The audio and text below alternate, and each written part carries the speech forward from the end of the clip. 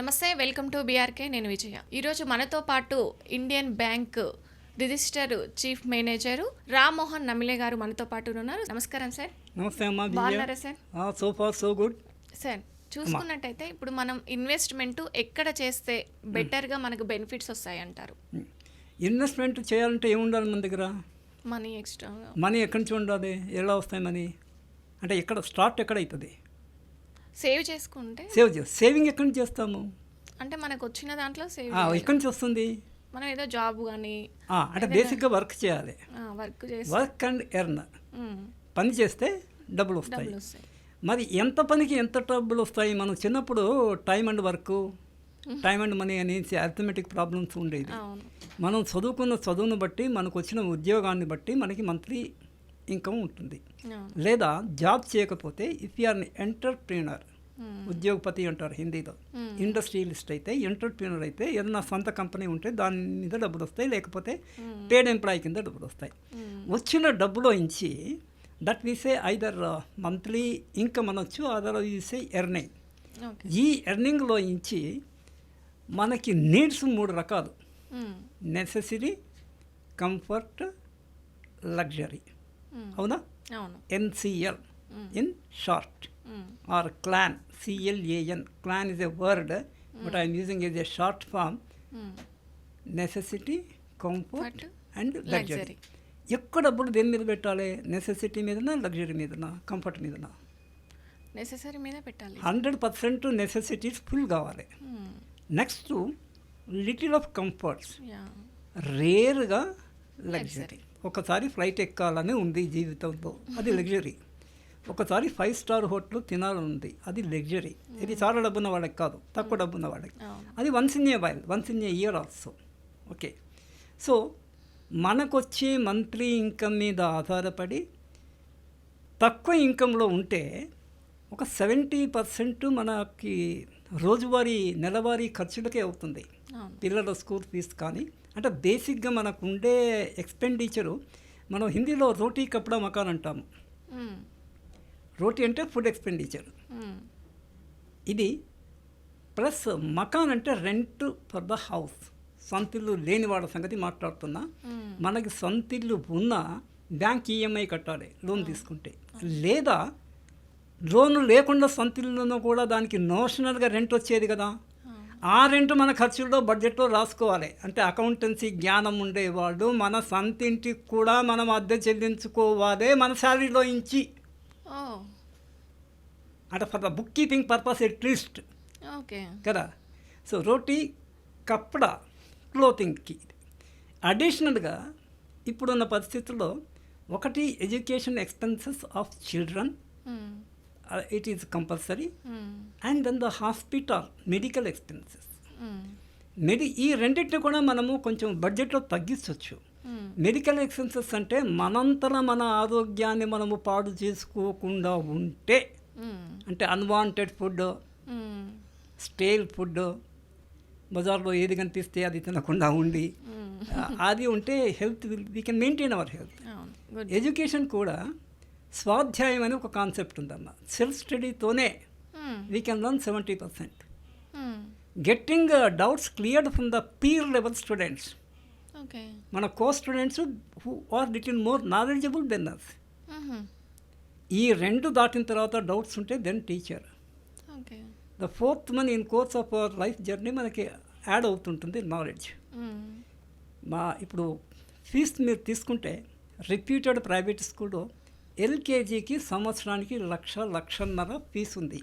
ఇంకా ఎక్కువ ఫీజు ఉండేటివి కూడా ఉన్నాయి. మీరు ఇంజనీరింగ్ అంటే ఇది ఎల్కేజీ యూకేజీ లెవెల్లో ఇట్లా ఉంటే ఇదే కంటిన్యూ అవుతుంది. And if you go to medicine engineering, medicine అయితే ఇంకా ఎక్కువ కాస్ట్లీ నీకు మెరిట్ సీట్ రాకపోతే. ఈవెన్ ఐఐటీస్లో కూడా అటానమస్ వాళ్ళు కూడా ఫీజులు పెంచారు, కపుల్ ఆఫ్ ల్యాక్స్. ఇక క్యాపిటేషన్లో పోతే ఇటు 40 లక్షలు, 50 లక్షలు, 20 లక్షలు. ఎంబీఏ తీసుకోండి, ఇంజనీరింగ్ తీసుకోండి. అంత ఖరీదైన చదివినా కూడా మళ్ళీ చేసేది అదే ఉద్యోగము. మామూలు హై స్కూల్లో గవర్నమెంట్ కాలేజీలో చదువుకున్న వాళ్ళు ఐఏఎస్ క్రాక్ చేసిన ఉదంతాలు ఉన్నాయి మనకి. అంటే మన స్పెండింగ్ దీన్ని బట్టి అది చేయాలి. That is the budget. So basically what is your monthly income number 1, what is your basic minimum expenditure without which you cannot live. అది పోయిన తర్వాత మిగిలిన సర్ప్లస్లో you have to make it 2 parts. One is for savings, out of the surplus savings in a bank account, ఇది for emergency needs. Okay. ఇంకొకటి investment for a long term. Okay. Investment పెట్టింది అంటే bank ఎప్పుడు కూడా investment కిందనే భావిస్తారు, కానీ it's not a what you call అంత గెయిన్ఫుల్ ఇన్వెస్ట్మెంట్ కాదు. ఓకే. ప్రపంచవ్యాప్తంగా మన దేశంలో కూడా ఇన్వెస్ట్మెంట్ అంటే కొంచెం హయ్యర్ రిటర్న్ రావాలి. అవును. ఇప్పుడు బ్యాంక్లో ఎఫ్డీ వేశారనుకోండి ఒక 10 లక్షలు, you will get some interest rate 7%, 8%లో ఇంట్రెస్ట్ ఉంది. That's not a big return. అవును. సో ఎక్కువ రిటర్న్ కావాలంటే రిస్క్ ఉంటుంది. రిస్క్ అండ్ రిటర్న్ అని ఒక కాన్సెప్ట్.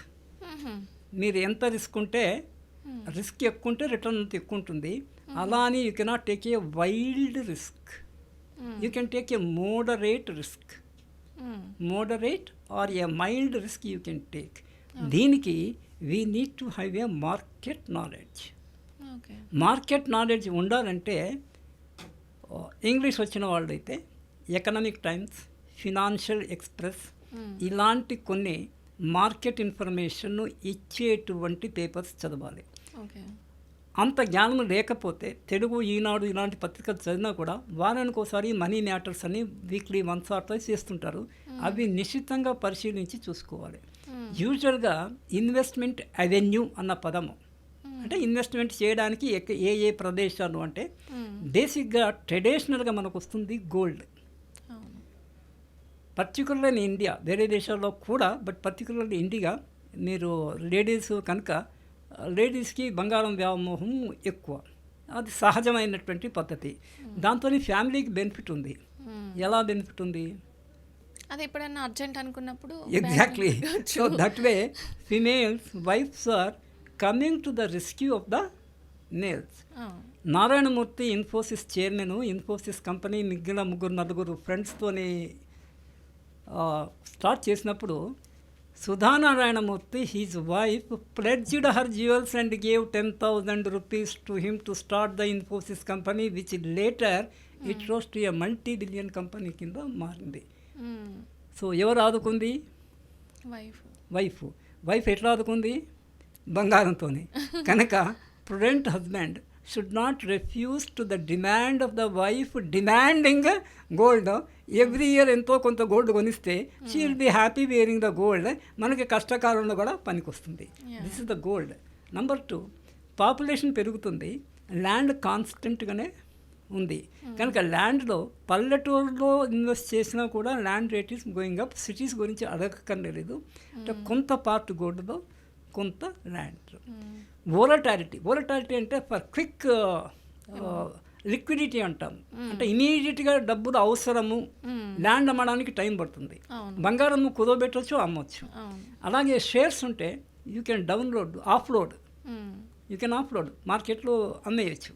షేర్ మార్కెట్లో కూడా కొంత, కానీ మొత్తం ఒకటే దాంట్లో పెట్టొద్దు. ల్యాండ్లో ప్రాబ్లం ఏమంటే ల్యాండ్కు ఎప్పుడైనా లిటిగేషన్లో రావచ్చు. ఇప్పుడు you are seeing this HYDRAA idea ఉంది కదా, ఎప్పుడు కొనుక్కున్నారు, వీడికి తెలియక ఇప్పుడు కొనుగొడుతున్నారు. సో అన్ని మొత్తం రియల్ ఎస్టేట్లో పెడితే అదే ప్రాబ్లమే. బంగారం ఏంటంటే ఇంట్లో పెట్టుకుంటే దొంగలు పడితే పోతుంది, లాకర్లో పెట్టుకోవాలి. ఇక్కడ వినయ్ ప్రేక్షకుడు కూడా ఎవరికి లాకర్ లేకపోతే ఒక లాకర్ కొనుక్కోండి, యాన్యువల్ రెంట్ కొంత పోయినా కూడా వాల్యుబుల్ డాక్యుమెంట్స్ గోల్డ్ దాంట్లో పెట్టుకోవచ్చు. దెన్ షేర్ మార్కెట్లో we say blue chip companies. Blue chip companies అంటే స్టాండర్డ్గా మంచి పేరున్న కంపెనీస్. వాటి షేర్స్ని కూడా వీసే బ్లూ చిప్ షేర్స్. అవి ఐపీఓ వచ్చినప్పుడు అవి కొనిపెట్టుకోవాలి, కానీ ట్రేడింగ్ చేయొద్దు. డైలీ అమ్మడము కొనడం చేస్తుందో అంటే సరి అయిన జ్ఞానం లేకపోతే అది చేస్తే దాంట్లో రిస్క్ ఉంది, లాస్ ఉంది. కానీ కొనిపెట్టుకొని అవసరం ఉన్నప్పుడు, అంటే ఒకప్పుడు కొంటే మళ్ళీ ఎడ్యుకేషన్ పర్పస్లోనో అమ్మాయి మ్యారేజ్ పర్పస్లో you can sell. So these are the 3 avenues for investment: gold, land and share market. Risk ఎక్కువ తీసుకోవద్దంటే మ్యూచువల్ ఫండ్లో పెట్టుకోవచ్చు. ఓకే అమ్మా. Okay, thank you so much.